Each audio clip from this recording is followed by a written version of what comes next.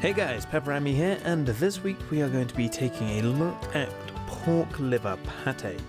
Now, pork liver has more of an intense flavour than chicken livers, so you can always sub out the pork for the chicken instead if you prefer a less intense livery flavour. Now, first of all, we want to clean and trim 500 grams of livers and then cut into small chunks and set aside whilst preparing a frying pan with around 100 grams of butter. Now, whilst the frying pan is heating up, we want to peel and cut one onion and some garlic and then add that to the melted butter and saute over medium heat until soft. Once the onions have softened, add the livers and any other additional flavours you want to add here, like red wine or mushrooms, and then let simmer until the livers are fully cooked. When the liver is thoroughly cooked, set aside and let cool before adding to a food processor or blender. Now, at this point you want to season it with some pepper or any other seasonings you wish to add, like nutmegs, paprika, things like that.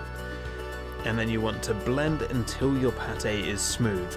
If you're having problems blending the pate, add some extra melted butter to help the blender get to a more smooth consistency.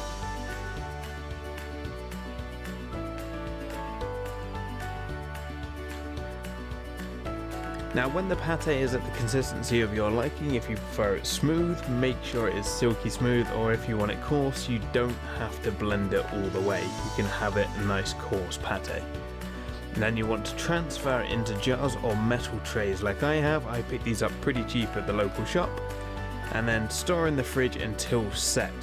Now, the pate will last for around about a week, but you can also freeze the pate for a later date, just thoroughly defrost before eating.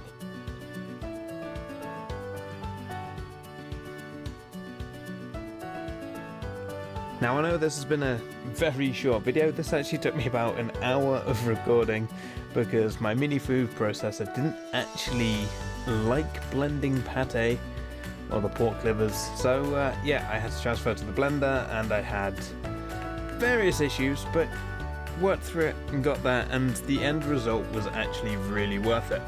Now, what I've also done is I put a bay leaf over the top. You can also, as some recipes say you can do optionally, is you can seal the top of the pate with butter, but I didn't really see much of a point in that. If you want butter on the bread, you just butter the bread before putting the pate on.